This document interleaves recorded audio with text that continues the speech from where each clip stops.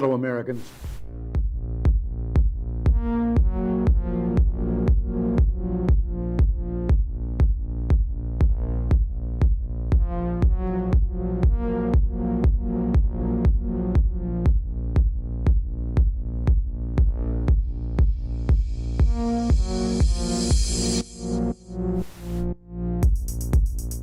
Let's talk about the situation at the border. We've seen a huge surge in migrants crossing the border since January. The number of children in custody higher than it was than its 2019 peak during the Trump administration. Your colleague Veronica Escobar of Texas called the conditions there unacceptable. She was there on Friday. Is she right? What more must be done? Actually, the facts are these. There are more children, about 600-700 more children, unaccompanied children, coming over the border. This is a humanitarian challenge to all of us. What the administration has inherited is a broken system at the border, and they are working to correct that in the children's interest. I'm so pleased that the president, as a temporary measure, has sent FEMA to the border in order to help facilitate the children going from one 72-hour issue into where they are cared for as they are transferred into family homes or homes that are safe for them to be. And I have to confess, I knew nothing about their suffering until 2021 when I volunteered to help the Biden administration with the crisis at the southern border. As part of Operation Artemis, I was deployed to the Pomona Fairplex Emergency Intake Site in California to help HHS, Office of Refugee Resettlement, reunite children with sponsors in the United States. I thought I was going to help place children in loving homes. Instead, I discovered that children are being trafficked through a sophisticated network that begins with recruiting in home country, smuggling to the U.S. border, and ends when ORR delivers a child to a sponsor. Some sponsors are criminals and traffickers and members of transnational criminal organizations. Some sponsors view children as commodities and assets to be used for earning income. This is why we are witnessing an explosion of labor trafficking. Now, whether it's intentional or not, it could be argued that the United States government has become the middleman in a large-scale, multi-billion-dollar child trafficking operation that is run by bad actors seeking to profit off of the lives of children.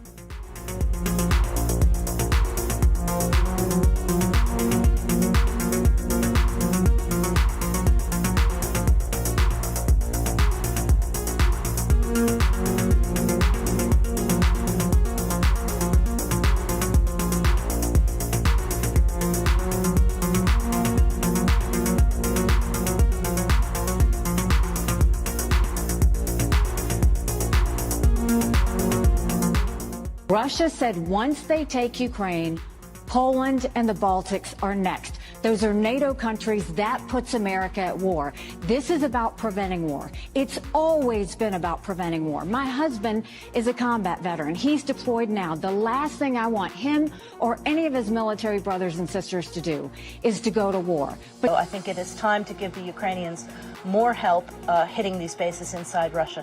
One of the reasons that the administration has hesitated is because they believe it will escalate things even further with Russia pull the U.S. further in. Why not? Why do you think that's a good idea? Because it's Russia that has escalated this war. Russia has learned how to pull its forces back out of the range where we have allowed Ukraine to use our weapons and get our support. American media outlets have spoken to scores of people from Ukraine, and they've done scores of interviews with Ukrainian President Zelensky. We ourselves have put in a request for an interview with Zelensky, and we hope he accepts. But the interviews he's already done in the United States are not traditional interviews. They are fawning pep sessions specifically designed to amplify Zelensky's demand that the U.S. enter more deeply into a war in Eastern Europe and pay for it. That is not journalism. It is government propaganda. Propaganda of the ugliest kind, the kind that kills people. At the same time, our politicians and media outlets have been doing this, promoting a foreign leader like he's a new consumer brand. Not a single Western journalist has bothered to interview the president of the other country involved in this conflict, Vladimir Putin. Most Americans have no idea why Putin invaded Ukraine or what his goals are now. They've never heard his voice. That's wrong. Americans have a right to know all they can about a war they're implicated in, and we have the right to tell them about it because we are Americans too. The idea that we're going to send in offensive equipment and have planes and tanks and trains going in with American pilots and American crews, just understand, and don't kid yourself, no matter what you all say, that's called World War III. A U.S. official has confirmed to CBS News President Biden has given authorization for Kyiv to use U.S.-supplied long-range weapons to strike deep into Russian territory.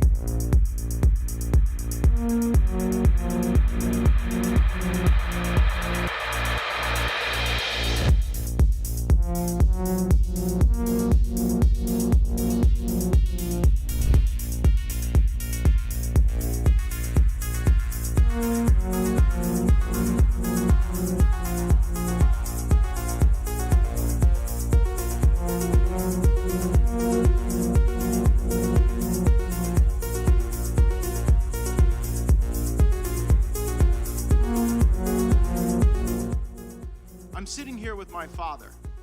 I will make certain that between the man sitting next to me and every person he knows and my ability to forever hold a grudge, that you will regret not following my direction. I am sitting here waiting for the call with my father. Sounds like a shakedown, doesn't it, Director? I'm not going to get into commenting with that. You seem deeply uncurious about it, don't you? Almost suspiciously uncurious. Are you protecting the Bidens? Absolutely not. The FBI does not and has no interest in You won't answer the protecting question anyone about whether or not politically. that's a shakedown, and everybody knows why you won't answer it. Because to the millions of people who will see this, they know it is. And your inability to acknowledge that is deeply revealing about you.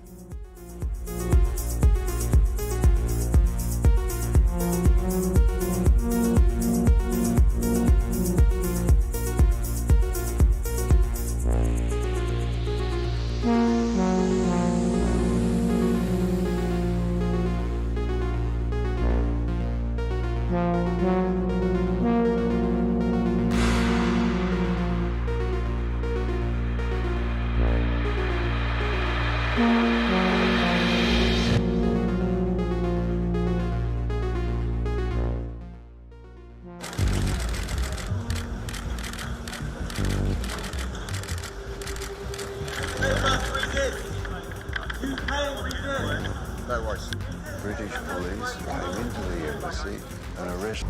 After a long flight from the UK, Julian Assange's day began on the island of Saipan, a tiny territory chosen because it's the closest US court to Australia.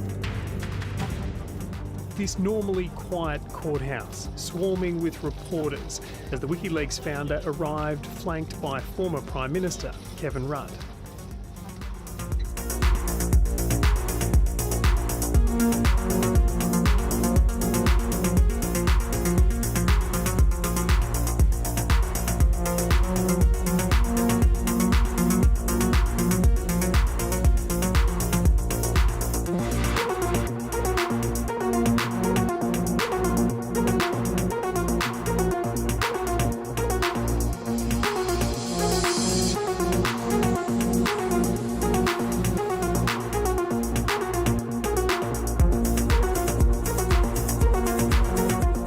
Individual used an AR-15 in order to act out his assassination attempt. An AR-15 has a range of about 400 to 600 yards. My question, why is the Secret Service protective perimeter shorter than one of the most popular semi-automatic weapons in the United States? There are a number of weapons out there with a number of ranges. Again, an advance was completed. The determination of the perimeter, I'm not going to speak to specifics, but there are a number of factors that are taken into account when we determine our perimeter. Some of it has to do with terrain, some of it has to do with buildings, some of it has to do with assets and resources that are available. What I'm hearing is that a perimeter was not established outdoors in an outdoor venue that would prevent an AR-15, which is one of the most common weapons used in mass shootings, from being able to be within the range of Secret Service protection. Have you provided all audio and video recordings in your possession to this committee, as we asked on July 15th, yes or no? I would have to get back to you. That is a no. You're full of shit today. You're just being completely dishonest.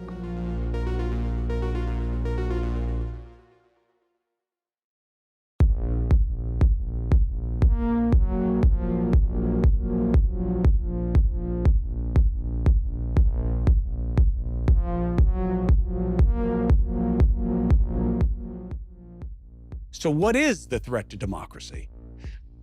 People on both sides, people in power, saying out loud that they want to control what you get to hear and see.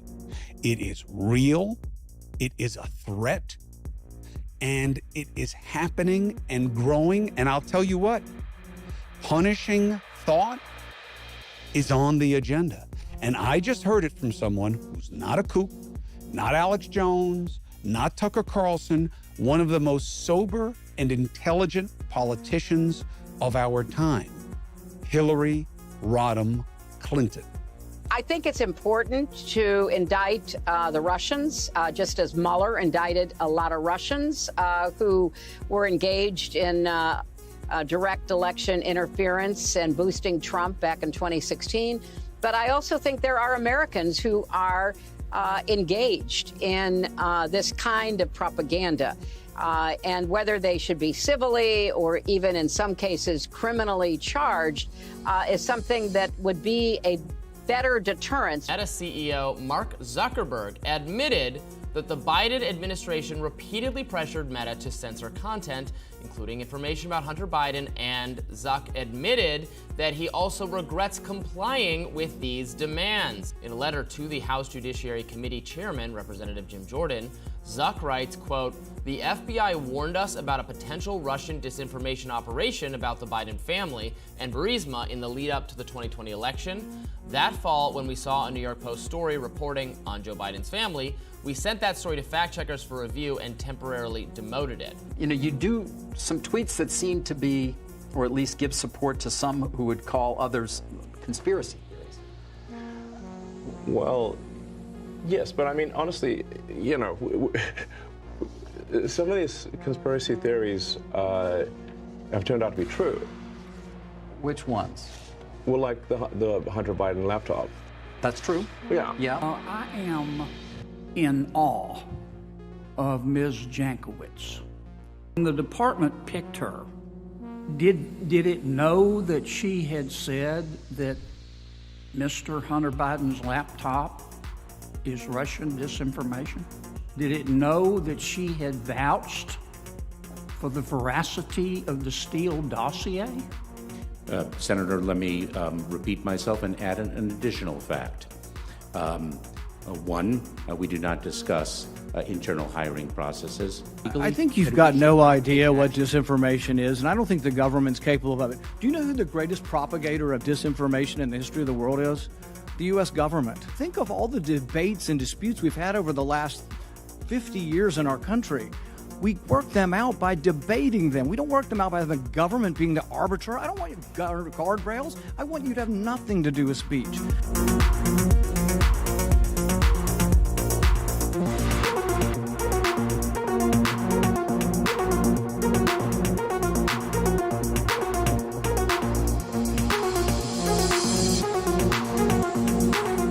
To be a conspiracy theorist is to have been right all along, despite the efforts of the paid-for liars. And it's also to be demonstrably well ahead of the gullible, still believing in smoke and mirrors. Conspiracy theorist was first used by the CIA to shut down those who doubted the official line about the murder of John F. Kennedy, that fishy old tale about a lone shooter and a magic bullet, and then that lone shooter being shot by another lone shooter before he could talk. That was in the 1960s, and from then, the label conspiracy theorist worked for decades as the means to make thinking people too scared to speak when they smelt a rat.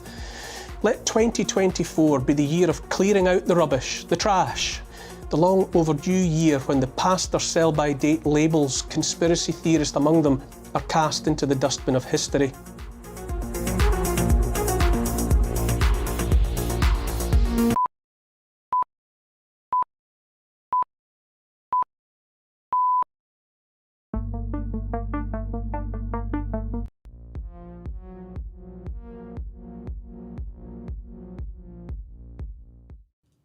Wants today.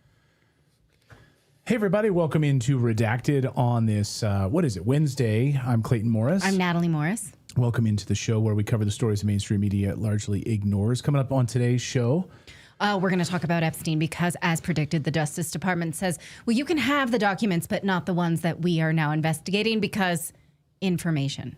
Okay. Yeah. We knew that would happen. We're going to show you the tactics that they are playing at. It's no surprise, but we need to watch it. Is it covering for billionaires once again? Does it lead directly to Les Wexner and Israel and all of that? So we'll get into all of that today.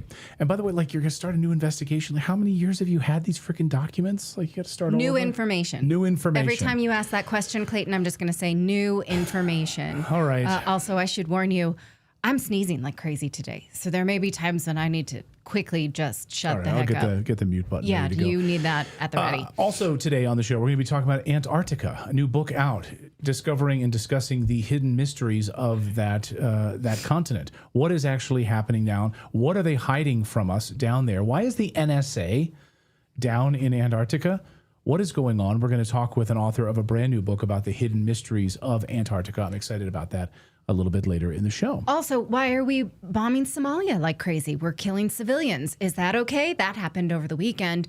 Yeah, I think we need to pay attention to that and maybe stop. Can we stop that? We have Dave DeCamp from Anti-War, and I'm excited to talk to him, as always. All right. But first, let's talk about Epstein. And let us know, by the way, where you're joining us from around the world. Thank you guys for subscribing to the channel and being a part of our community here. So please dive in and subscribe. We really appreciate it.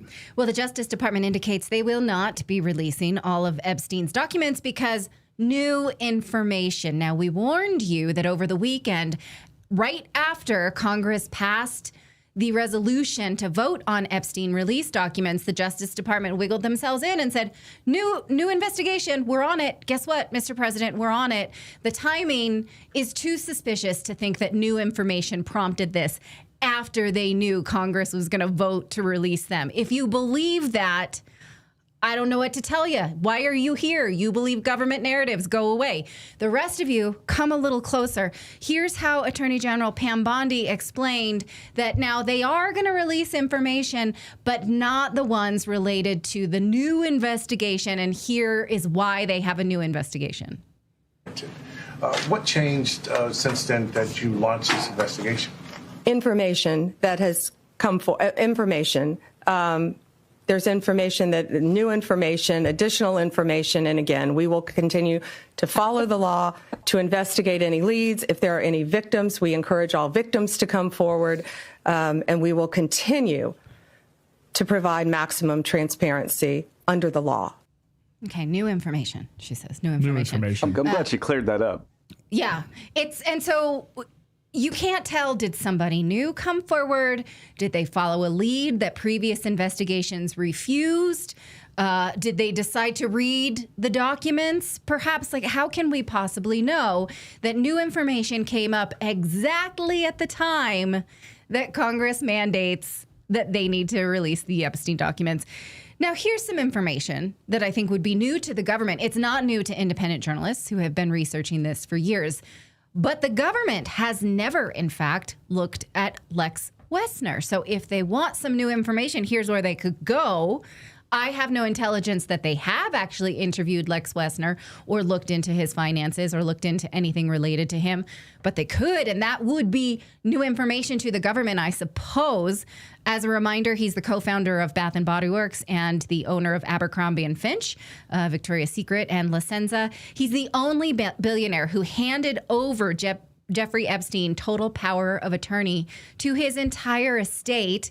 Epstein lived in one of Wexner's houses. He controlled his money. He used his corporate jets and properties as part of his operation. Wexner is the financial origin point of Epstein's wealth, status, and his entire leverage network, arguably. And yet he's never been charged. He's never been publicly subpoenaed. Time for that. Now's a good time. He's never been interviewed by either the DOJ, the FBI, the SDNY, the Florida prosecutors, nobody. He was not even mentioned in the 2008 prosecution agreement. And federal investigators never even once called him as a witness. So the U.S. government has shown zero prosecutorial curiosity about the man who bankrolled Epstein's rise, there can only be two explanations. Number one, he was always shielded because the government saw Epstein as intelligence, or he knows too much and he must never be put under oath. And again, there's something he knows about government complicity. How else can you explain it? Why else would you? So that is that the new information that you studied up? I mean, we don't know. It also could be new information that DropSite News is breaking on the regular. They're killing it over there, that they found Israeli spies had stayed with Epstein for several days at a time. They've also found new emails revealing that Epstein had an extensive relationship with the Rothschilds. Emails show that Epstein was working to broker cyber weapons for the Israeli government, and he wanted to finance it through the Rothschilds. Cyber weapons, you guys. He was brokering cyber weapons for the Israeli government in these emails and looping in a Rothschild. Okay. None of this is exactly new. We know it because of the release of government documents, and yet these people have not been called in. So maybe new information is the interviews they never did, but we don't know that because there are no new subpoenas. Now, Representative Massey says, I'm game to this. I would just like to remind you that if you think that you are going to use the excuse of ongoing investigations as a reason to withhold the Epstein files, I don't think so. Homie, don't play that, is basically what he's saying. He says, read the bill. You cannot redact things. You can only withhold information that is narrowly tailored and temporary. Yesterday on our show, Ann Coulter said she doesn't think the government can open a new investigation and skirt around document requirements because Congress would then use the courts to force their hand. It does look like they're going to try, though. So hold on. We're not there yet. It's so frustrating. It's so frustrating because they got called out on this exact thing, that they were doing this exact thing before they did it. Yes. So we're not calling them out after they did it. We're not like, oh no, we didn't see this coming. Yeah. People have been talking about this like for a good week or so. Like they got called out before they did it, and they did it anyway. Yeah. And that's the age of social media. I mean, we're able to see these things happening in real time and call them out ahead of time now. That's why like false flags are stopping, are not working as well as they used to. So we saw this coming from a mile away. Anyway, let us know your thoughts on that. We got a lot more news to get to here. We're going to talk about Russia in just a second, and then we're going to talk about Somalia. We're going to talk about Antarctica. We've got a lot of news to get to. You guys already know about the bearskin hoodie, though, right? If you've been waiting to get yourself one, now is the time. I wear it every morning as I'm walking the dog. Right now, they got a big Black Friday, Cyber Monday plan coming up. So I just want you guys to pay attention to this. It's officially hoodie season right now. Cold mornings, windy days, surprise snow. And right now, Bearskin is running their biggest deal of the year. We're talking 60% off for this Black Friday and Cyber Monday. Now, this isn't some old fleece. This thing is built with 340 GSM bearskin fleece, 10 pockets, rugged, athletic. It actually looks really good on you. Plus, if it starts pouring, you can just zip on that heavy rainstorm jacket and instantly level up to full waterproof protection. You'll get free U.S. shipping from their U.S. warehouse and gear that'll last you season after season. So here's where you need to do to get that 60% off. Just text the word redacted to 36912. Again, that's redacted to 36912, and they'll text you a link so you can lock in your 60% off before this sale disappears. Don't wait till the weather gets really bad. Grab a bearskin right now. And one more thing, when you support Bearskin, you're also supporting the Fallen Outdoors and the Hope for the Warriors Veterans Program. So you're not just buying great gear, you're backing a cause that actually matters. So grab your bearskin while that Black Friday deal is still live. Text redacted to 36912. All right. Yeah, I had to take cleavage cam over here. I was getting a little hot in here, so I had to take take it off. It's like our studio gets so stinking hot. I don't think we should call it cleavage cam. All right. We're not going to call it cleavage cam. That's not. That's what you called it. I called it that yesterday. I thought the shirt shirt was was good old CC. I think the audience likes that name. You called it that, so it wasn't me. And the audience seemed to really respond, and they really like the name of that camera. They do like the new camera, by the way, in our studio. So There it is. Yeah, there is the new camera. Hello. We're working here. Yeah, we're going to get more cameras in here soon, too. So we're still working on it. All right, let's talk about this. Well, today on Redacted, we've got an important conversation to share with you. I spoke this morning with Russian spokesperson Maria Zakharova. Now, she's the official spokesperson for Russian President Vladimir Putin and the Kremlin. And I'll say this, she didn't hold back. We covered the Russian economy, the war in Ukraine, Western propaganda, the jaw-dropping $200 billion fighter jet deal that Ukraine and the EU right now are trying to push through. So I want to give you kind of the full picture of what she told me and what other reporters who were there as well. So I started by asking her about the big phony narrative that you've probably heard everywhere in Western media, that Russia is running out of fuel and that their economy is in shambles. This story has been running around over the past few weeks, that Vladimir Putin's war machine may finally be running out of fuel. She laughed at that, of course. She called it completely fabricated. And according to her, Russia has been able to reroute its energy exports to new partners, China, India, the Middle East, and is doing just fine. She said that we in the West probably have no idea how massive the sanctions against Russia actually are, because that's largely been kept from us. She said they're coping and they've made new partnerships. And she said, we've been coping really well. And she said, look, it's been difficult, but we've been coping. So she was open about that. She said, we are a resilient people. And she said there's absolutely no fuel shortage. There's no truth to that. No crisis, no collapse happening inside of Russia. She said they've also had to learn how to deal with the massive amount of Western sanctions and the massive amount of Western media lies about Russia. She said Western headlines are nothing but psychological warfare aimed at keeping Western audiences in the dark and convinced that sanctions are working. So she shot down those lies. I've separately confirmed this with other sources who've told Redacted there are no fuel shortages happening, so separate from the official spokesperson. Then we moved on to talk about Ukraine's massive fighter jet deal. So Zelensky signing deals with France and Sweden. I think yesterday, actually, the French one was a letter of intent or a letter of memorandum to push forward with these hundreds of jets from the French government, on top of the roughly 150 or 100 that might come from Sweden specifically. This deal is reportedly, so that's basically like 300 advanced jets, 300 of them. Do they have 300 incredible pilots in Ukraine at this point? I'd like to know that. But anyway, this deal is reportedly close to $200 billion. Ukraine doesn't have that money at all. So the EU is essentially lending Ukraine money, even though everyone knows that Ukraine can't pay it back. And oh, by the way, the way that she said it was like, hey, the West doesn't understand that this is like an existential threat for us. That money and this is all money and a political stunt designed to make Western leaders look like they're doing something in Ukraine, even though it won't change the facts on the ground at all. She said no amount of new jets will alter the outcome of this war. This was one of the strongest statements that she made. She said, you have to understand this is an existential threat to Russia. This is about our sovereignty. So these jets will be destroyed. Which is kind of, like you're tracking these shipments, right, coming in from Sweden and France. You know where these jets are going to wind up. They're going to be destroyed almost immediately. They have very few air defenses. So this, of course, is an effort to shore up their air defenses in Ukraine.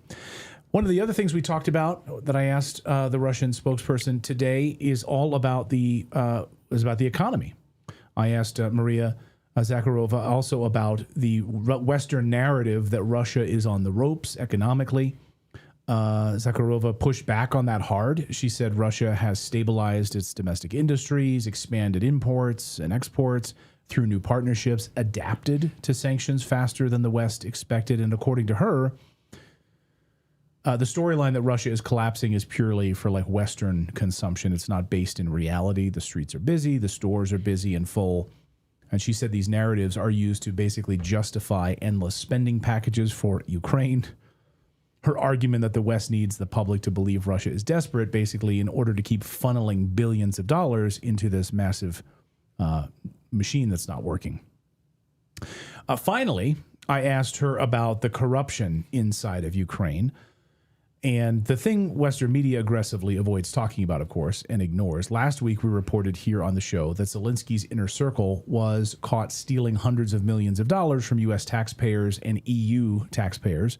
They found cash, huge like boxes of like $100 bills and plastic wrap and euros in the homes, in duffel bags, in these officials' homes who were like the right-hand man of Zelensky. Luxury villas, luxury cars, oligarchs essentially getting richer while the country crumbles. I asked her directly about it. She said Viktor Orban is absolutely right. Hungary, the Hungarian leader, says Ukraine has become, in her words, a mafia-style money laundering operation. The West is pouring billions into this country, and those billions are being siphoned off through layers of corruption. She described it with an analogy to apples. So I was like, where are you going with this apples analogy? But she said, if you run a market and you've got apples, you start off your day to sell your apples, you know that you've got 100 apples. At the end of the day, you've sold 30 of them. You have an inventory, so you keep track of the products that you're selling. She said the United States and the EU basically aren't counting the apples at all. They have no idea the amount of weapons and money that have flowed into Ukraine through this massive money laundering operation. It's just blind spending, she said. She said the American people have no clue this is happening because the media, of course, refuses to cover it. But she said Viktor Orban of Hungary was correct that Ukraine is essentially a mafia-style money laundering operation. Oh, and she confirmed that Putin has not received any framework for peace talks from the EU or the United States. So nothing right now. So this war continues as we head into the winter months and into Christmas time. So that is our update on that. I wish U.S. politicians would answer questions as direct as she did. Like, could you imagine any U.S. politician or any U.S. leader answering the way she did? Like, she even brought up Orwell. I was very impressed with her. Yeah, no, she was not pulling any punches. Go ahead, Philip. Well, we get things like, well, let me be absolutely clear on this, and then like nothing really of import after that, or we just saw the Pam Bondi, one of my favorites, information came out, we have information. Yes. Right. Okay, We're great. gonna have to save that one. I mean, it was gold. Yeah, information. We've got information.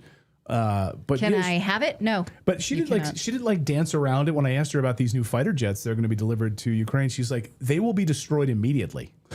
Like, you could just picture a Russian lady saying that. No, they will be destroyed immediately.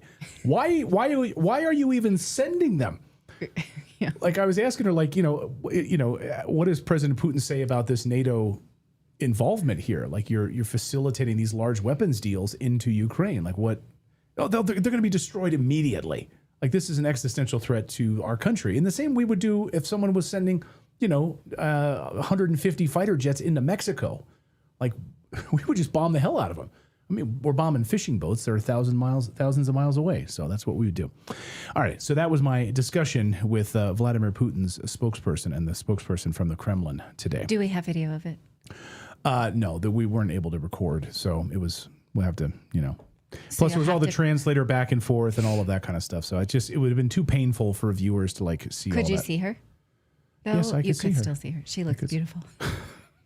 I love that a woman always asks us, she's like, how did she look? Was Melania, when you saw Melania, was she beautiful? When you saw Maria, was she beautiful? And Can you that's tell like a the trap. difference between a woman asking her husband, That's a trap, does 'cause somebody you- look beautiful, and you want him to admit that she's beautiful, or you don't want him? Like, is Sydney Sweeney beautiful? She was Kremlin carpet ready. Right. What was the question? Is Sydney Sweeney beautiful? Coming up on the show, we're going to talk She's about... not my type. That's what you're supposed to say. Yeah, she's not my No, type. but okay. Maria Zakharova. Is she beautiful? Yes, she That's what I want you to looks say. good. I Yeah, think she- she's beautiful too. All right. Okay, so Glad we got to the bottom of that. Yeah, so hard-hitting- this gentleman is how you read your wife's body language. Respond Good. accordingly. All right, coming up on the show, we're going to talk about Somalia with Dave DeCamp from antiwar.com, and why in the hell is the United States continuing this onslaught against Somalia? What are they hiding? What aren't they telling us about the continued bombing of that country? I thought, like, President Trump was supposed to be the peace president, no more wars, but they're doing this quietly or loudly. We'll talk about that. But first, let's talk about our friends over at crypto.com. Because cryptocurrency on fire, here's the huge news. Trump Media just signed a massive $6.4 billion deal with Yorkville Acquisition Corp. And Crypto.com, the crypto platform trusted by millions of users worldwide. So they're teaming up right now to acquire $6.4 billion in CRO, the token, to establish America's first CRO treasury. And you can check it out. Once complete, this new company will be the largest publicly traded CRO holder out there, ready to join. So, and I was looking at CRO numbers yesterday. They jumped up significantly yesterday, if you're paying attention to that. So head on over right now to crypto.com and check out this historic move. That's crypto.com. And you can check out more of their public filings and Yorkville Acquisitions public filings as well to be on this historic move for cryptocurrency, which is happening right before our eyes. Well, why is the U.S. ramping up drone strikes in Somalia and killing civilians? Now, if we weren't so jaded to this, it should be shocking, but unfortunately, it's not unusual. These are not targeted strikes, as if there were such a thing. Local reports say that strikes over the weekend killed at least 12 civilians, including 8 children, 3 women, and an elderly man. Now, based on antiwar.com's count, the latest U.S. bombing in Somalia brings the total number of airstrikes in the country to 96, just since Trump took office. This surpasses the previous annual record of airstrikes when Trump was first in office in 2019. Previously, that record was 63. And since we're counting, President Biden launched a total of 51 airstrikes in Somalia throughout his 4 years in office. President Obama, in 8 years, launched 48. So why are they doing this? Joining us to discuss is Dave DeCamp from antiwar.com, who's been trying to yell about this on X and not really getting a ton of response on it. Dave, good to see you. Welcome, Dave. Oh, I don't have your... Oh, look, sounds like you're muted, Dave. That probably was us. Can you hear us? Good on my end. There you go. Yep, there we go. Okay. You got me? Gotcha. Now, one more time. Okay. Why is the United States doing this, and why is the media ignoring it? Well, those are good questions, and that's what I've been trying to figure out. I mean, you know, you mentioned the numbers there. This is really unprecedented, the rate at which the U.S. has been bombing Somalia this year. And just to update you, I wrote another one today. It's 97 now, 97 airstrikes. And this is according to U.S. Africa Command numbers that they've given me. And, you know, I think it kind of downplays the bombing because the way the U.S. military counts an airstrike is if, you know, if they hit one target with a few, it's not like each airstrike is one missile. You know, each airstrike could be a major attack. So again, this is really just an unprecedented level of bombing. And to me, the shocking thing about it is that when I say it gets no media coverage in the U.S., I mean none, zero. Most of the time it is just me, and I'm not working with much information. It's based on basically what AFRICOM is putting out in press releases and what they decide to tell me, which is not much. And, you know, it's really tough to figure out the situation on the ground in Somalia for a few reasons. One reason is that in the Al-Shabaab controlled areas, which is Al-Shabaab is the group that we've been at war with since 2007 when they first emerged. In the areas that they control, they restrict the use of internet and phones. But also the government that the U.S. backs arrests journalists and all the time and restricts journalists who report critically on the country's military security forces and on the war with Al-Shabaab. And so it's just, and so you have those factors and the fact that literally no American media is covering this. So it's really hard to know what's happening on the ground. As you mentioned over the weekend, it does look like U.S. airstrikes killed at least 12 civilians in one attack. There were some major battles in southern Somalia against Al-Shabaab. So, I mean, the question for me is, why does this just get ignored? I mean, the fact that nobody seems to care, even kind of in our world where people are more aware of these wars and things that are happening overseas, it just doesn't really register for many people. And then why are they continuing this? Why have they ramped this up? You know, when you look at Somalia on a map, obviously it's in a very strategic area. And people think it might be related to its location in respect to Yemen. But the fact is, you know, the U.S. kind of has a simpler way to get access to those ports. The Somaliland in northwest Somalia, which has essentially been a de facto independent country since 1990. You know, they've offered the U.S., if you recognize our independence, you can get access, you know, to all of our ports. So what I think, you know, I kind of think this is just a holdover of the war on terror. The U.S. government created this killing machine, and they want to keep using it. And we're seeing them bring it to our hemisphere now with these strikes on the boats. But this is also still going on, over in Africa. And it's actually 2 wars that the U.S. is involved in. I mentioned al-Shabaab. They first popped up in 2007 after the U.S. backed an Ethiopian invasion of Somalia that essentially carried out a regime change in Mogadishu. They ousted this coalition of Islamic groups. And then al-Shabaab was the radical offshoot and started attacking Ethiopian troops. And then since then, we've been at war with them. And then in 2015, the al-Shabaab split and there was an ISIS affiliate created. And now we're also bombing them in the northeastern Puntland region. A lot of the airstrikes are up there as well. To what end do you think? Are they threatening any American troops? Will it work to alleviate suffering of any civilians there? Like, what is the point? It's kind of similar to Afghanistan in the fact that we're propping up this central government that's very weak, that wouldn't exist without U.S., EU, African Union support. So, like, to what end? I mean, we'll probably be doing this until the U.S. decides that that's basically enough and gets out of there, and then the government will collapse, similar to Afghanistan, unless they do decide to negotiate and make peace. The thing with al-Shabaab, you always see this in the press releases. They say, "Oh, al-Shabaab, they're a global threat," and that's because I think in 2012 they declared their loyalty to Al-Qaeda. Mm-hmm. So they're an Al-Qaeda group. In Syria, the Al-Qaeda guys are our allies now, but in Somalia, we got to keep bombing them. But the claim is that al-Shabaab's a global threat, but there's just no evidence to back that up. They have carried out terrorist attacks in other African countries, but the common thread there is that they targeted the countries involved in the African Union mission fighting against them. But that's what they would tell you, like if you were to ask someone in the Pentagon, why are we doing this? They'd say, oh, al-Shabaab is, they're a global terrorist group, which is just not the case. So that's what they would tell you. And as far as the success, I mean, we've seen, over the past year, al-Shabaab was gaining a lot of territory against the government, so much that Mogadishu was put under threat. And then they started this kind of counteroffensive that has resulted in this increase in U.S. airstrikes. And I mean, it should shock our conscience, this getting close to 100 now bombing in civilian areas, but it just doesn't. And I guess maybe the lack of information, the lack of reaction is the story here in a lot of ways, don't you think?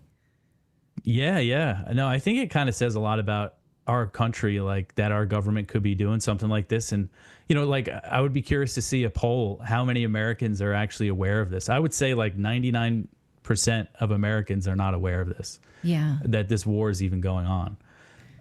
So yeah, I mean, that's what I'm trying to do. Like if you see the headlines a lot, like I usually put the number. I focus a lot on the number because it's like, isn't that a big number? Isn't bombing a country 97 times a lot? Shouldn't that get some attention? Even Matt Gaetz. Matt Gaetz put forth a bill to end U.S. presence in Somalia. So even he is not on this right now. I mean, I guess I'm asking you for someone else's coverage, but you would think, there was some appetite. Yeah. So Gaetz, actually, I talked to him about this. We did Timcast together. He guest hosted and we talked about it, and he said he's going to have me on a show about it. I got to follow up with him on that. Yeah. He's certainly curious to cover it. But so you mentioned that bill. It's interesting. So Ilhan Omar, who of course is from Somalia, she supported that bill. I think just because she probably felt she had to. But the fact is, one reason why we don't hear about this from her is because she supports the central government in Somalia. Oh. So kind of the only prominent Somali American in politics. Basically, I wouldn't go as far to say that she supports the war, she supports the airstrikes, but she supports the government that the U.S. is supporting here. Yeah. So that's why we just don't hear about it from her either. Before I let you go, I mean, I guess there's not much else. All we can do is, call our representatives and say, we don't want to be doing this. I don't know how far that gets us. I want to ask you about your reaction to the Crown Prince of Saudi Arabia's presence in the United States. Now, the United States is the diplomatic answer is we need to create these allegiances with Saudi Arabia. They're very afraid of Iran. So we got to, support them for this. And we cannot make them a pariah like the Biden administration did. Now, yesterday, we did a piece here about how the United States has to continue to stay entangled with Saudi Arabia because of the petrodollar. We don't have a choice. But what do you make of that meeting? Did you hear any war drums that maybe were banging underneath in subtext? From what I've seen in the past couple of years, I do not think right now that the Saudis are keen on joining this U.S.-Israel alliance against. No. Are you still there? Yeah. Sorry, I'm hearing you twice now. Uh-oh. And I'm hearing myself too. Sorry, I just got thrown off. Oh, no, that happens to me all the time. Sometimes. All right. It looks like I'm good. The audio is just echoing. Sorry about that. That's okay. It happens. So again, just from what I've seen in recent years, so Israel has this grand plan that they want to enlist all the Gulf countries into an alliance against Iran. That's the idea of the Abraham Accords, and that's something that the U.S. has wanted to do. But we've seen the Saudis kind of cool on that in recent years. They have, they normalized relations with Iran in 2023. And actually just about a month or 2 months before the what we're calling the 12-day war on Iran, Saudi Arabia's defense minister went to Iran and met with the Ayatollah. And another interesting thing is that when the U.S. was bombing Yemen, both under Biden and under Trump, the Saudis wanted nothing to do with it, which I thought, I think MBS has kind of reassessed the way he wants to do things now in the region after he waged a brutal 7-year war against Yemen and completely failed. And the Houthis ended up striking his oil infrastructure, which is ultimately what made him stop. So he was afraid of that happening again. So I don't think in the near future he has war on his mind, either with Yemen or Iran. But part of the, we're seeing him trying to consolidate this alliance with the U.S., getting these F-35 fighter jets and all this stuff. So maybe kind of down the line, he has his eye on the, being involved in a war with Iran. But right now, I don't see that something that they're really going to go for, the Saudis. And that was one thing before this war with Iran started, the U.S. and Iran were engaged in these negotiations on a nuclear deal. And one major difference between when Obama was negotiating one back in 2015 and when Trump tried to negotiate one, I don't know if he really tried, but a major difference was back in Obama's days, the Saudis were very against it. This time around, they supported it. And the Europeans were against it when the Europeans supported the one in 2015. So it's kind of a flip there. Yeah. So again, from what I'm seeing, I don't see MBS really being keen on the idea of war with Iran at the moment. Okay. All right. Yeah, it's such an interesting optic right now because it's such a change from the Biden administration. So, all right. Well, you can find Dave DeCamp on X, and you can also find his work at antiwar.com. There's also now antiwar.com show that you do on X. I enjoy that as well. So follow him on all the platforms. Thanks for coming to talk to us today. Yeah, thanks so much for having me. I appreciate it. My pleasure. Thanks, Dave. All right. More news to come. We're going to talk about the Vegas Cybertruck bombing. Remember that happened? Matthew Libbesberger, when he, on the 1st of January, blew up that Cybertruck outside of the Trump hotel in Las Vegas. But before he did that, he sent a long email, of course, to a number of his special forces friends and other members of the media, Joe Rogan, et cetera, Sean Ryan. What did he know? Secret drone program, UFOs, whatever. We don't exactly know because a new manifesto, according to the Vegas Police Department, has now been exposed. Well, I think it's over 70 pages in this 70-page report. It includes this manifesto. That's been turned over to the Department of War, and now it's classified. Our next guest, Brianna Morello, has been covering all of that. She's going to be joining us in just a moment. But first, we want to tell you about our friends over at Cove Pure. Now, let me tell you, This is a nifty device. If you are keen on having clean water at any temperature on your countertop, this is a device you have to look into. Our kids love it. Yes. Just the other day, I had a little bit of a sore throat, wanted to make a tea. You can get instantly hot, instantly cold, filtered water. It's fantastic. If you choose the temperature of your water, then you can serve it to for whatever purpose.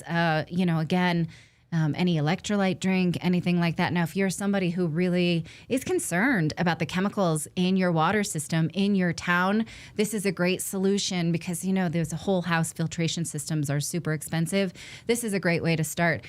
We've even had experts on the show that say that a lot of times if you have fluoride in your water and you boil it, well, that makes it even more toxic. So get a water filtration system that you trust, and we trust Cove Pure. So if you go to covepure.com/redacted, for a limited time, you'll get $250 off your system. Again, check it out. Go to the site, see all the ways that you can filter your water and really enjoy this. Covepure.com/redacted. Like I said, it's really popular in our house. Covepure.com/redacted. Like when you're walking through Costco and stuff like that, and they're like, hey, you want a whole house filtration system? You're like, how much is it? And they're like, well, it's like thousands of dollars. $5,000. And it's, reverse osmosis system and all of that craziness, and it's super expensive. This is the first really fantastic device that does all of that, reverse osmosis, all of that, right in your house. So right on your countertop, you don't have to go for that crazy price. So, and $250 off. Huge fans of it around here. Yes, okay. Definitely.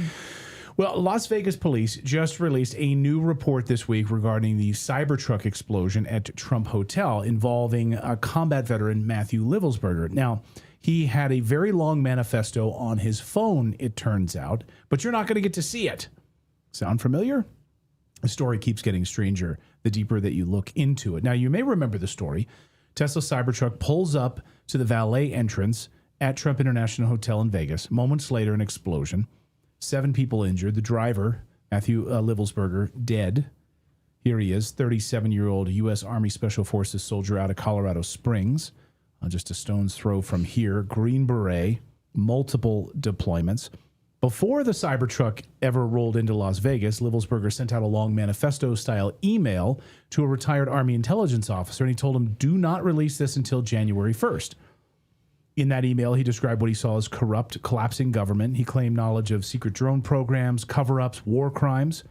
He accused senior officials of betraying service members, and he warned that the United States was being led by what he called weak and feckless leaders. He called on members of our military to wake up. Meanwhile, he quietly rented a Cybertruck in Colorado, loaded it with fireworks, gas canisters, camping fuel, drove it across state lines to Las Vegas. Police say he shot himself inside the truck moments before it exploded. And here's the key part of this. Investigators still can't point to a clean motive. So what's in this manifesto? Our next guest is trying to figure out, trying to get to the bottom of it. Brianna Morello hosts the American Journal on InfoWars, and she joins us here back on the show to talk about it. Welcome back to the show. Great to see you. Thank you, guys. It's great to be back. Thank you for having me. My pleasure. So when you reached out to try to get an answer as to what's inside of this manifesto, what did you find? Well, unfortunately, I was told by the Department of War that they'd get back to me after having a discussion with national intelligence as to why that document is now classified. Unfortunately, even after following up, I have not heard back. Now, I have just recently been one of the new media members to get credentialed at the Pentagon. So we're going to fight for this transparency because I don't think it does the people of this country any good to not have these answers. Listen, if there's classified information in there that truly is classified, I'm okay with them not airing that out. But from what we've seen from that email so far, it's already been made public, the email itself. Maybe there's stuff that we haven't seen. Okay, that's fine. But we deserve an explanation. Specifically, though, you cited that Vegas police report. And twice in that police report, they talk about how the Pentagon has classified that document. The manifesto is what I'm referring to there. And they say that it was why they had to stop sharing information with the public, because because the Pentagon, under Joe Biden, the Pentagon did classify that quickly. And so we've got a lot of questions here. Listen, the American people deserve answers, and I wish I had more for you as to what is being classified and why it is, but they won't share any of that with us. I don't need to hear the details. I just need to hear your justification as to why you've deemed this as classified material. Right. I mean, it seems like where there's smoke, there's fire, because you're classifying something. Well, then we're on to something. I mean, that's the way that I look at it, right? Yeah. So maybe we can pull out at least a few threads of what he said in that original email that might have raised red flags. I mean, because this is a story that crossed across like normal news and into like UFO subreddits and everything. Like, what did he know about like advanced propulsion technologies, like what the United States has been working on in a clandestine nature, carrying out, you know, war crimes moves. And we've covered stories here on the show on Redacted about U.S. Marines who witnessed the use of advanced propulsion technologies, like in the jungle, in Indonesia after a massive tsunami, carrying out horrible crimes. So we've heard from whistleblowers on these advanced technologies. Do you think that might be what it is? Yeah, it could possibly be that. You know, I had Sam Shoemate. He was the intelligence officer that you cited at the beginning of this, who received that email. And I asked him, and he still doesn't even know himself. I mean, he was the one who was in communication with him and was trying to do some digging on all of this. It's really hard to vet the information that was in that email as well. If you don't have access to this information, it's very, very hard to prove. You know, I constantly do get emails from people, and it's hard for me to decipher whether it is somebody who is in emotional distress, possibly struggling with PTSD, or if it's someone who's really trying to sound the alarm on some type of government corruption related issues. So again, it's so hard to decide and figure that part out. I know Sam even said that like he didn't want to be involved in like a UFO conspiracy, and so he wasn't able to tell if that was the case. And this is a guy who served this country, and he's retired now, an intelligence officer as well. So he would know better than anyone. And so, yeah, we just don't know. And it's so upsetting because, again, this was happening at a time, if you guys recall, where we were seeing the Chinese spy balloon, several of them actually going across the United States, and we were seeing the drones over New Jersey. And so a lot of Americans had serious concerns, and it kind of highlighted in this email that those concerns were legitimate, and that story quickly went away after this all took place. Right. It's reminiscent of the Orlando Pulse nightclub shooting, where that became a gay anthem against homophobia. Homophobia had nothing to do with that story. That shooter was anti-war. He wanted the U.S. to stop droning his countries where he had come from. So the media doesn't have to report what his actual motivation was if they could use the smokescreen of homophobia. Now it's love is love, and it's, you know, we need to be gay. All of it, that wasn't the true story. We didn't get the true story. So it seems like the thing that the media globbed onto that is that it was at Trump Tower. So we don't even know if that was intentional or not, but they could frame it as this must have been an anti-Trump movement, right? And we don't have any indication that that was true. Yeah, and we know, first off, we also know that they did this with the first assassination attempt on President Trump's life, Thomas Crooks. I was one of 3 reporters, Tucker Carlson and Miranda Devine, also got access to the social media posts that were sent to us. And we got this long document, and we were told initially, if you remember, under the previous administration, they told us that there was no Thomas Crooks. They told us that there was no social media presence at all. And we now know, based on the evidence that I've been receiving, that there were allegedly several social media accounts that were being used under Crooks, and he was posting all over the place. And so it was deeply concerning that they wouldn't be transparent. And when Tucker tried reaching out before he released his report, the FBI just saying, well, how do you know these are real or not? And then coming out and saying on top of it all, after we all started releasing stuff and posting screenshots, okay, so yeah, there was a social media presence. There was over a dozen accounts that we do have linked to him, but not confirming whether or not those accounts were the ones that we were reporting on. So there's a lot of disinformation put out there, and it's by our own government. I mean, they sat there and said with a straight face that this individual who was trying to kill President Trump was in fact a Trump supporter, and it didn't make sense based on what the evidence we have now. It looks like he drastically shifted right after the pandemic. And he was at one point a Trump supporter, issuing death threats to people like Ilhan Omar and members of the Squad. And then suddenly, during the pandemic, quickly shifted and went after Republicans online and started criticizing them for their response to the pandemic, lack of response to the pandemic, I should say, and mail-in ballots, and just using the term deep state. He didn't like that either. So it's really hard for all of us to understand or trust our government at this point, because like you just outlined, they have repeatedly lied to us and gone with just one narrative and don't allow questions to be asked. Well, and there's a couple of things there to unpack. You know, Brianna, that like right in the wake of this, everyone was wondering the veracity of this email that he sent out. Was it fake? This has got to be fake. Come on, Sean Ryan, you're putting this guy on. And so they got a lot of pushback on that side. And again, you spoke to that gentleman yesterday, I think, on your show about that specifically. They then, of course, the FBI then, I think it was the FBI or the police confirmed the veracity of that email. They did confirm it in a press conference. Spencer Evans, I think, did confirm it. So we now know that that was authentic. But there was a lot of people saying, you know, PTSD, he had all sorts of family issues, he had all sorts of problems, he was just distraught. So therefore, you know, don't look into the email, just kind of ignore it. But then now it's classified. So like, I don't know. Again, where there's smoke, there's fire, no? Yeah, and Sean Ryan actually came out and said, you know, when we were on a call with the public affairs official, they tried telling us that Matt's DNA didn't match his son's DNA, trying to insinuate that his son wasn't his biological son, which, you know, Sam Shoemate told me caused a lot of problems for his wife, who was trying to just grieve his loss because it was false, apparently. And so that information, again, being pushed out there, the New York Post ended up running, I believe, is what Sean Ryan said later in the interview. But again, this was being put out by our own government. They were intentionally trying to plant false information to create this type of speculation and discredit those media outlets who were just trying to report on the story itself. This happens quite often. We're covering stories. We're talking to those who are supposed to be kind of the bridge between the agencies and the media so that we could tell the stories truthfully and try to get both sides of the issue. But we're being given fake information from these outlets, from these agencies directly. And then when we report on it, they say, oh, no, it's not us. It's not us. And then they tell us that we can't actually even credit them. This is off the record, or it's on background, or don't use me.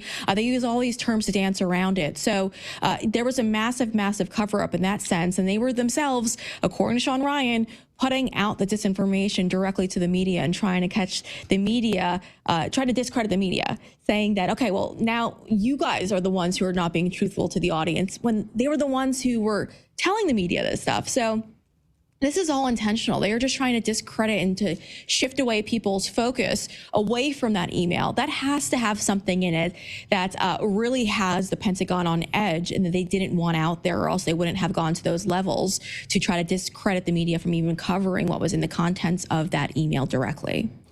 Brianna Morello, now at InfoWars. Congratulations. How's it feel to be out of New York, out of that place, and in Texas? Is that like culture shock for you? Kind of. Well, you know, right now I do live in Austin area, and it kind of feels a little bit more like New York City, given the fact it's a liberal city. So I'm no stranger to that. But Texas is a great state, and it's an honor to be here, of course. And it's great to be at InfoWars. Well, congrats on the new position. Keep up the great work. Thanks for joining us, as always. Appreciate it, Brianna. Thank you, guys. I appreciate it. All right, man, that story is just so fascinating. And yeah, we'll see if she gets any answers from the Pentagon now that she's a credentialed reporter there. That'll be fascinating to see. Because, amazing. Anyway, I know it's like the UFO community has a big piece in this. They want to know information about, like, what did he know about these advanced drones and you know, anti-gravity technologies or whatever, gravity propulsion technologies and so forth. And were they being used in war crimes? Which, by the way, separately, we've talked on this show that has happened. So, like, this is not out of the realm of possibility, for sure. All right, coming up, we're going to talk about Antarctica. What's hidden in Antarctica? A new book lays out a lot of the mysteries and really tries to go after and answer a lot of the questions about what's actually hidden down there. Why is the NSA in Antarctica? Why have they set up no-fly zones, no ground walking zones? Like, you can't go there. You can't see it. We're not going to allow you to see it. And our next guest has a lot of new information about that. I'm excited to talk with Brad Olson about that in a few moments. But first, First, we want to tell you about our friends at American Financing because the Fed has dropped rates again, and that's great news for American homeowners. If you're feeling overwhelmed thinking about the upcoming holidays, well, there's no better time than now to get your finances in order. It's hard to think about the holidays when everything is so expensive and your credit cards are already pushed to the max. With rates dropping, now is the time to pay off that debt by leveraging your home equity, and that's something that American Financing can teach you. Now, it is something that wealthy people do all the time, is leverage their assets in order to build wealth. But that's not what we're taught. When we're taught personal finance, we're taught to hoard, save. Well, we see what the American government is doing with our savings. Savers are losers. So don't continue to buy debt on the devalued dollar. So let American Financing explain this to you. They can look at your finances, your salary, and give you a consultation. They can give you the information where you just learn this. Just say, I'm going to take the time to learn it. That doesn't mean you have to do it. That means you learn it and evaluate if it works for you. So give them a call at 866-890-8434 or go to AmericanFinancing.net. One more time, that's AmericanFinancing.net/redacted, or call them 866-890-8434. Well, what is hidden in Antarctica? Maybe a better question is, what are they hiding in Antarctica? Massive underground cities, advanced propulsion technology, UFOs. Well, in 1926, Admiral Richard Byrd claimed to have been the first to fly over the North Pole with pilot Floyd Bennett, making him a national hero at the time. Then decades later, he carried out Operation High Jump. After World War II, he led a massive U.S. Navy expedition to Antarctica, which has been the subject of many documentaries and, of course, many books. And it was the largest to date to explore Antarctica, mapped over 500,000 square miles of the continent. But something that maybe didn't get a lot of attention is what one of his tasks was, which was to look at what the Nazis were also doing in Antarctica. Did they have UFOs, crashed UFOs that they were working on, the reverse engineering of these craft? Did they have these craft that they were secretly hiding into Antarctica, being housed there? It's all in the documents. Like, it's not me making that up. But John B. Lath, who worked for Operation of Strategic Services, the OSS, which you'll recall was the predecessor to the CIA, he admitted this towards the end of his life. He claimed that Admiral Byrd didn't just fly, I'm trying to say the end of his life, excuse me, but he said this much later in life, I should say, that he admitted that Admiral Byrd didn't just fly over Antarctica, he actually entered inner Earth. Watch. Honestly, ladies and gentlemen, he flew 1,200 miles with the wind in his back into the inside of this planet. Not a molten core, far from it. Continental shells bigger than on the surface, seas that were equal to ours, and he took 300 photographs and brought them back, and I tried to see them, and Franklin Birch, who was at the National Archives, would not let me in. Oh, I got in the cage, but I couldn't look at anything. Caldwell found those records and read them in 1940, and he took his round-wing plane in and went right through the Earth and came out at the South Pole in a 125-mile opening there. That's one thing he did. I told you that was 1940. That was a great accomplishment of the round-wing plane at that point. We hadn't had to fight a war. We hadn't had to do anything. 1952, I hesitate to tell you. I've had 3 attempts on my life, and I don't know if I'll walk away from this meeting if I say any more. I've had the needle, I've been poisoned, and I've had people sent to kill me. That's what happens to truth tellers, of course. So he flew through a massive hole 50 miles from the South Pole. That is a core secret, as they call it. And my next guest claims that this is why the NSA is there, using the cover of Air Sampling Station to make sure that there's a no-fly zone over this area or any ground access. Our next guest has been to Antarctica and has really made it his life's work to expose what's going on there. He's definitely gotten into battles, certainly with other Antarctica whistleblowers. But we wanted to hear his side of the story. and all about his new book called Secrets of Antarctica. Here it is. You can read it right now. It's available on Amazon and other ebook publishers. It's called Secrets of Antarctica, The Untold History of the Ice Continent. And that is Brad Olson, the researcher and author of that book. Brad, welcome to the show. Great to finally talk with you.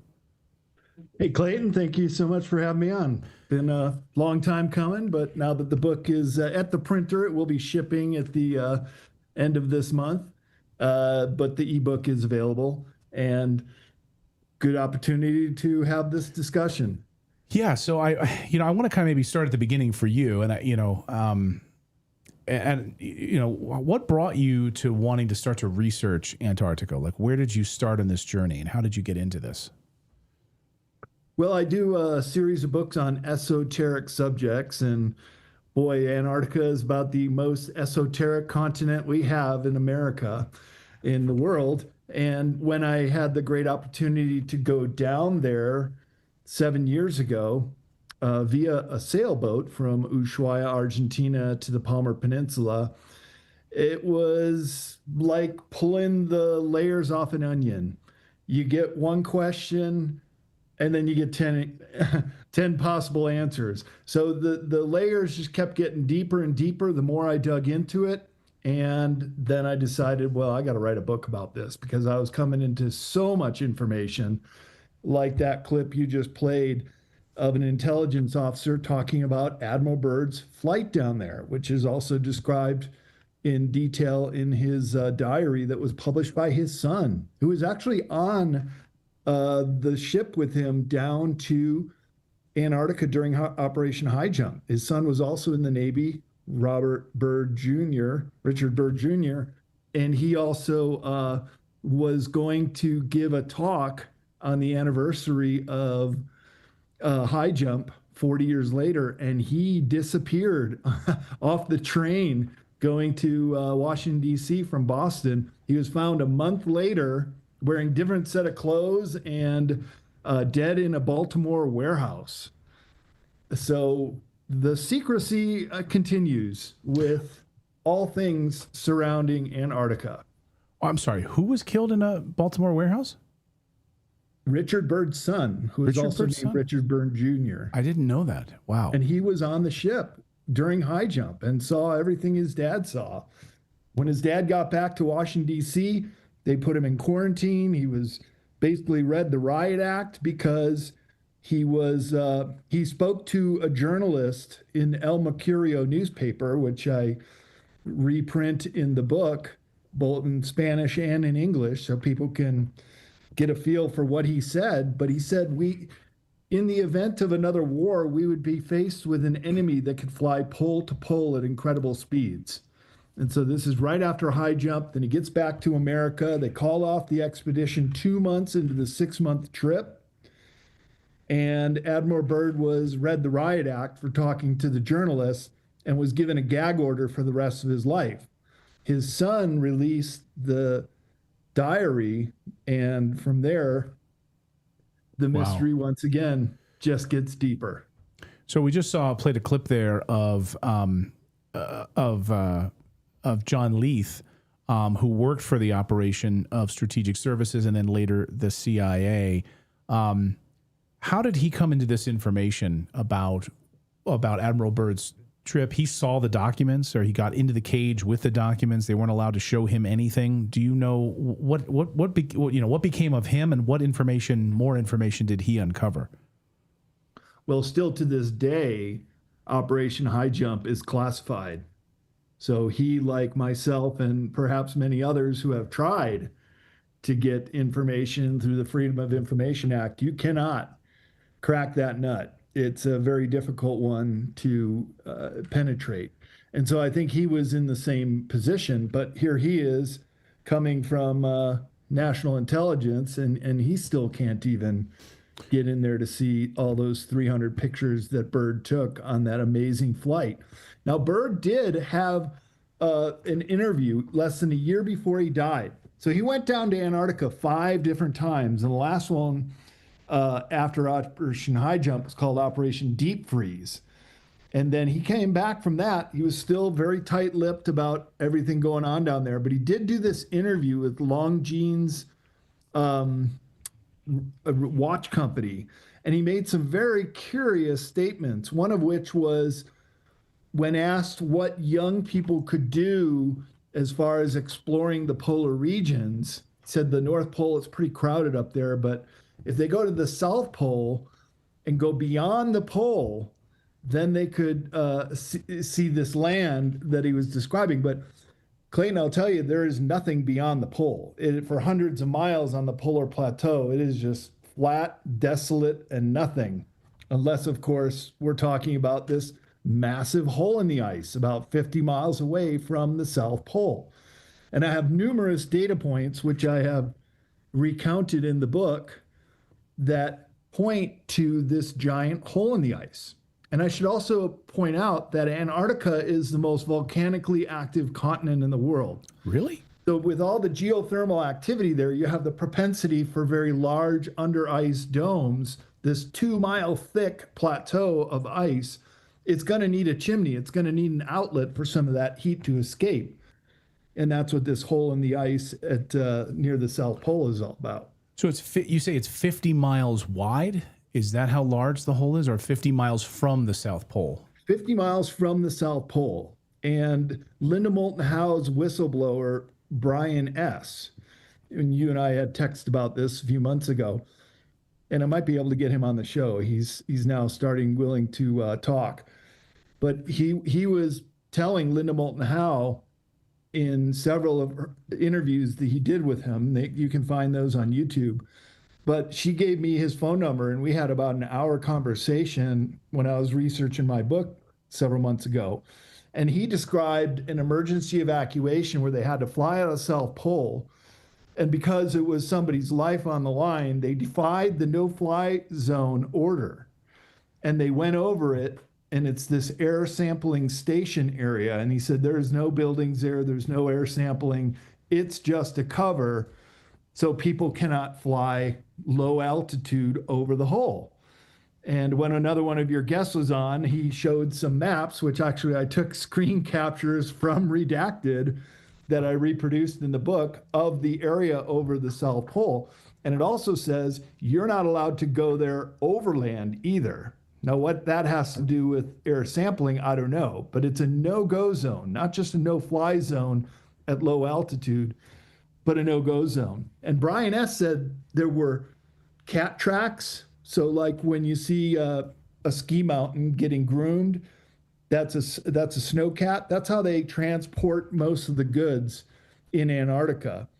And also snowmobile tracks that went out to the hole. Brian S. told me when they were looking at it, and it was everybody on the plane, and they discussed it after that flight, that there was a road that corkscrews down into the hole. So you can actually go down there, presumably 2 miles to the continental level overland. Someone in our chat, or a bunch of people in our chat room, were saying, didn't Admiral Byrd claim, and you can correct our chat room on this, but they seem to know a lot about this, that Admiral Byrd claimed that the land underneath there was about the size of the United States. That in this hole, there's an area, this inner Earth, about the size of the United States. Yeah, it's just remarkable how big it is down there, because Antarctica is the 5th largest continent in the world. So therefore, it's going to be quite large down there, considering that there are geothermal features. So the Germans, when they set up New Schwabenland, it was specifically because they found this geothermal area called the Schumacher Ponds, and they actually landed a seaplane on it, and it never melts. It's called an Antarctic oasis. And so I would imagine down below under this hole in the ice, and it's not the only hole in the ice. I've identified several others, but this being the most prominent, and because it's right smack dab in the middle of the polar plateau, I suppose it's the most important, because when Byrd discovered the South Pole, he was the very first aviator to fly over the South Pole.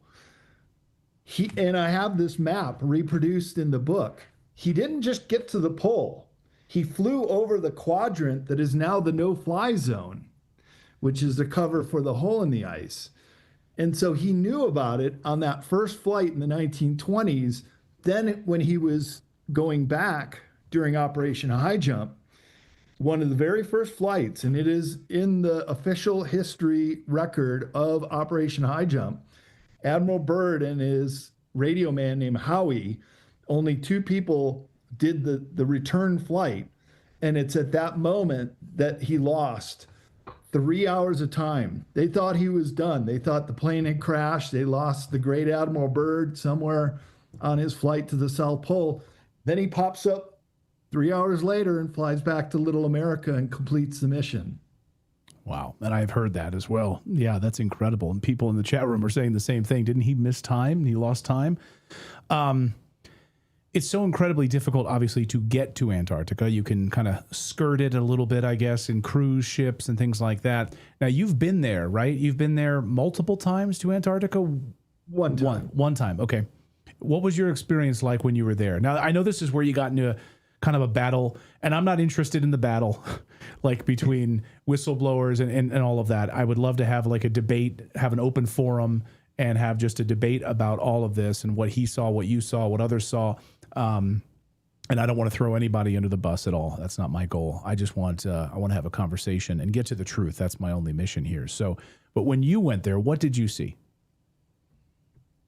So I took a boat down there from Ushuaia, is in Argentina.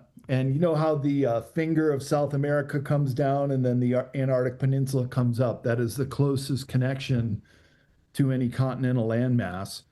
Took us 4 days to sail over the Drake Passage, where I got violently seasick, as did most of the people on my ship. I think I lost 25 pounds on that trip. So you want a crash diet. Right, go to Antarctica. Try the Right. Drake Passage. You might lose some weight on that. But what I'll tell you, Clayton, Antarctica is like no other place I've seen on Earth. And I've been to all 7 continents, traveled quite extensively throughout my life. It is an absolute frozen tundra of a planet. 99% of the continent is covered with snow and ice, with icebergs all around too. In fact, that was the very first thing we saw coming in, were just these ginormous 30-story tall icebergs. Of course, most of that is below the iceberg, and they broke off of the shelves and were starting to float to the north, which down there is into warmer climates. And then we finally got to King George Island, and that was a base run by the Poles called Arktowski. And we were a Polish vessel, 11 Poles and 3 Americans on that trip. And they welcomed us in, and we were bringing them fresh fruit and vegetables, which they're very pleased to have because you can't get that too readily down there. No supermarkets. And they invited us in. First, we had a shower. Boy, did that feel good after being seasick for 3 days. And then we had dinner with them and could use the internet and let everybody know that we made it down there. And then from there, it was just sailing through the Bransford Strait, touching ground on terra firma in Antarctica. And basically every day was like a new adventure. We'd go to either a different research station or to a penguin colony, for example, or sometimes went to see some seals. A lot of wildlife, and none of it is afraid of humans. That was one thing that was kind of shocking. You could just walk right up to a penguin. In fact, I have right here on my phone, just take a picture real quick. And the mother's kind of like, hey, you're blocking my view. She's not hissing with her baby chick under her legs, but the seals too. And we had a whale that swam right underneath our boat one time too. It was just amazing to see that kind of wildlife. Let's talk about some of the other things in your book. And I pulled a few images out of your book to put here on the screen, just some of the advanced civilization photos that you share in the book. And maybe you can explain like what we're looking at here, which, yeah, so these are satellite images of Antarctica, correct? Correct. Yeah. So Google Earth has just been a fantastic resource for researchers. And in many cases, I include the GPS coordinates because I want people to to do their own homework on this as well. If they find something like this fascinating, to check it out. And in this particular picture, you've got two what appear to be step pyramids, kind of like the Mayan pyramids. Mayan Look at temples, there's yeah. even stairways in the middle of each, and then there's snowmobile tracks going around. So somebody's investigating this site. And the thing to point out here, Clayton, is Mother Nature does not create perfect right angles, not in this kind of symmetry with exactly stairways going up right on the side on all four sides. So that's what makes this particular site quite particular for evidence that there could be an antediluvian high-tech civilization that had once existed down there. You also have some buildings protruding from the ice. Now, this is a like massive structure here. What are we looking at here? I think this is a dome-shaped structure. Again, you have this symmetry in the lines of it, and perhaps it's close to the ocean or a lake, but why would it have this kind of symmetry in the ice? And the way it's been described is dome-like, so it's actually protruding upward, and that too could be a telltale sign for some kind of civilization down there. Also pyramids too. So not only do we have sort of Mayan temple looking thing, we also have structures that pyramids in Antarctica. In 3 locations, mind you. And this is the one in the Ellsworth Range. This is the one that's been on Ancient Aliens and the one that gets the lion's share of attention because it is so symmetrical, 2 kilometers on all 4 sides. And I would like to go down there again to investigate this particular site because I've talked to people that produce that will take you on a trip. And Antarctica, you can go to certain places. The idea that it's totally locked down is not true. You can actually go to several of these locations, including this pyramid. So the person who puts together trips, I talked to him. He's the logistic manager, and I showed him these images. And he said, oh, yeah, I know that one. He called it a nun attack, which is just an attractive 4-sided pyramidal mountain sticking up through the ice. I said, well, did you ever put the plane down and check it out, explore it, take a sample, climb it? He's like, no, we just fly over it from Union Glacier where they land after Puentes Arenas, Chile is where flights leave. And then we go on to, most people want to climb the tallest mountain in Antarctica called Vinson Massif, or continue on to the South Pole. So I would like to put the plane down, climb that pyramid. I climbed the Great Pyramid in Egypt once, and then we could put this to rest, whether it was created with intelligent design or if it is just a nun attack. So there's also the question of the governments that have control over certain areas of the continent, as you mentioned, the no-fly zones and things like this. What areas do you believe are like totally off limits? Like if you were to pull up there and try to go to these locations, what would they tell you? Where would they tell you, no, you can't go? Well, first off, the South Pole, the region in the air sampling station is a no-fly, a no-go zone. But I have a map of other regions where you can go and where presumably you can't go. So the places you can go are kind of highlighted and they have a name for it. All the other places are no. I have a story in the book about some Olympic athletes from Australia, these 2 women who were cross-country skiing across Antarctica, and they must have veered off their course because I've heard other people have done this same thing. But they started veering off their course, probably unknowingly, and all of a sudden these Navy SEALs came in and landed and said, all right, ladies, you're getting on board. You ain't going any further. And they had to cancel their trip. That was in Nexus magazine about 20 years ago. Wow. So do you believe there's a significant U.S. military presence, an international military presence, intelligence presence there that's working in some sort of a cooperative to kind of shield what we know is there or what we don't know? I'm just curious what sort of like international laws and cooperation agreements do we have?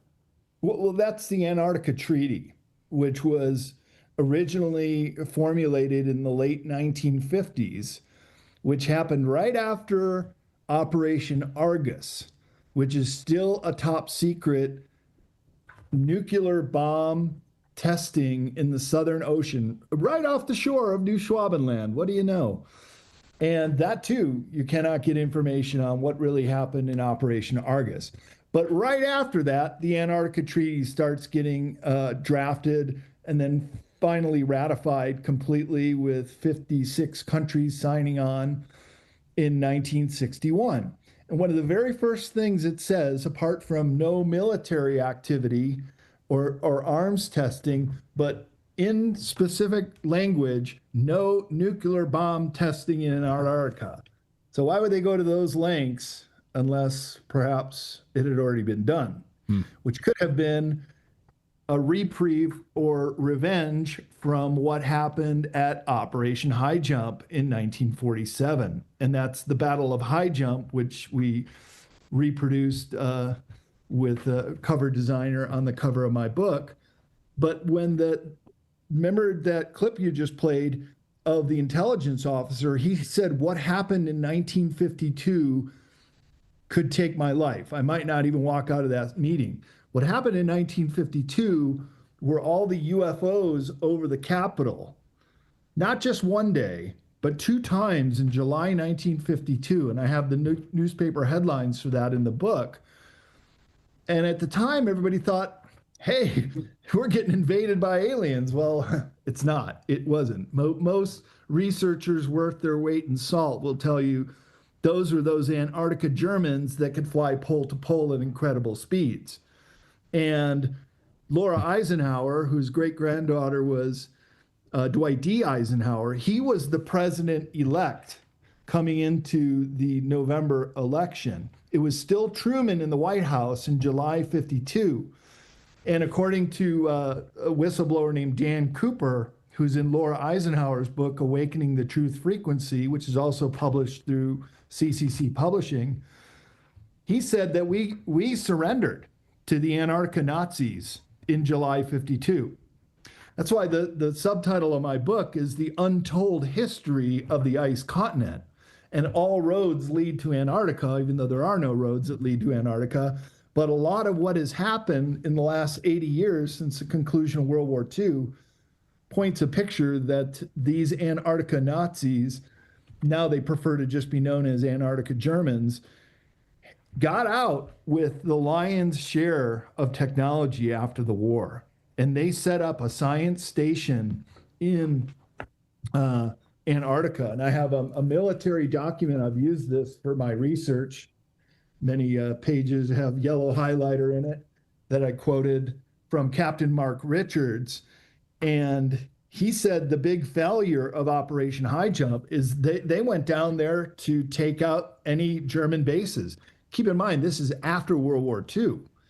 And the very first summer that our Allied forces could go down there, and it was more than just Americans, there were also Canadians, New Zealanders, Australians, part of Operation High Jump, that we got down there to try to find what they were working on or even capture a disc. And of course, didn't work out that way and got sent back with our tail between our legs. And what Captain Mark Richard was highlighting here was we left the Germans with their science city to continue working on backward engineering this high tech. So this is kind of the start of the Fourth Reich, or another author, David Henry, calls it the third force, that in the Cold War era, the Germans lost their fighting forces in World War II, but they kept their intelligence gathering supplies. So not sure if you know this, Clayton, but at the end of World War II, the fighting forces surrendered, but the SS did not surrender, nor did the Third Reich, the political party that they were under. So then they went underground and continued their research and kept this high technology going. Well, certainly I know all about the move of Hitler and a lot of the Third Reich materials out into Argentina, into Misiones, Argentina, and all of that. So, I mean, I think it's clear as day that Hitler was not killed in that bunker that day. And I could go on and talk about this for hours. It's a fascinating subject. Brad, I'd love to have you back on at some point. Like I said, I'd love to set up a sort of a, I don't know, what do you call it, a roundtable discussion about all of this at some point as well. And I would love to talk about this with, any other whistleblowers or sources on this, because I think, I would love to get to the bottom of this, and I would love to go to Antarctica. I'm just putting that out there. I've said that for a long time. I absolutely want to go down there and do Redacted live from Antarctica. If I can bring a Starlink, do something down there. That'd be incredible. Brad, thank you so much. The book is called, once again, The Secrets of Antarctica. It's available now as an ebook, and then the hardback version of it will be out soon. So, Brad, thank you so much for being here on the show. I really appreciate it. My pleasure, Clayton. Thanks for having me on. And yeah, let's do that roundtable. I'd love to always try to increase our knowledge about what's going on down there. I think it is really the biggest secret on planet Earth. Amen. I agree with you. Brad, thanks again. I really appreciate it. All right. Well, thank you guys for joining us today here on the show. I really appreciate it. I should mention we do have our daily newsletter, and you can find all of these things right at redacted.inc. It's not .com. Just going over there. We've got everything over there. We've got our store, which I think it links right to our store, but you can sign up for our daily newsletter, get it delivered to your inbox first thing in the morning. We work hard on it to not take up your time, and you can read it in about 5 or 10 minutes over your cup of coffee. Be more informed. We try to cover stories you're not going to see in the mainstream media, and that'll be delivered right to your inbox first thing in the morning, redacted.inc. So thank you, everyone, for joining us today on this show on this Wednesday. We'll be back here live tomorrow at 4 p.m. Eastern Time. Thank you for subscribing and turning on that little bell notification. I don't know if YouTube suppresses it or not, but you can try to do it. Some people say, hey, I'm subscribed. I turn on the bell notification and I don't get notified. Anyway, try to do it. See if they'll notify you tomorrow when we go live, and they'll let you know. Anyways, guys, we'll see you back here tomorrow at 4 p.m. Eastern Time. Have a great night, everyone.